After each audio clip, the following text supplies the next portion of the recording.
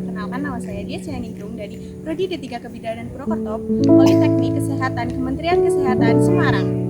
Di video kali ini, saya akan menjelaskan bagaimana cara batuk efektif yang benar. Yuk simak videonya. Batuk efektif merupakan suatu upaya untuk mengeluarkan sputum atau cairan lendir yang sudah menumpuk pada jalan nafas agar jalan nafas tetap lancar. Tujuan batuk efektif adalah untuk membersihkan jalan nafas dan mencegah komplikasi infeksi pernafasan seperti pneumonia.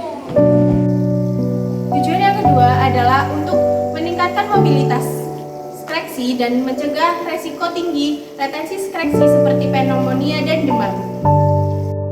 Alat yang digunakan untuk batuk efektif yang pertama adalah gelas berisi air hangat, wadah yang bisa ditutup, dan tisu. Adapun cara melakukan batuk efektif sebagai berikut. Langkah pertama, sebelum melakukan latihan 30 menit sebelumnya, minum air hangat.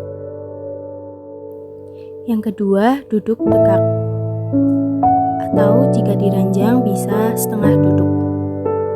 Yang ketiga, letak tangan di atas perut.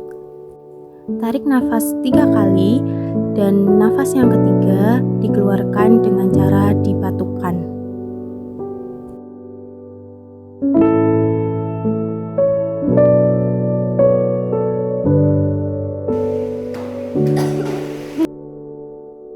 Setelah dahaknya keluar, buang lewat wadah yang tertutup.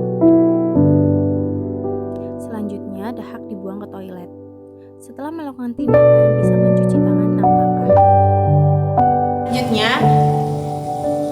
Selanjutnya ada juga etika batuk. Yang pertama, tutupi mulut dan hidung dengan lengan baju bagian dalam dan tisu. Yang kedua, buang tisu ke tempat sampah.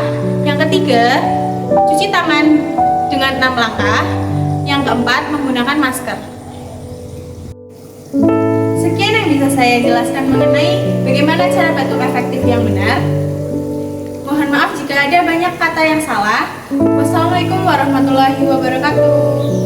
Sampai jumpa di next video.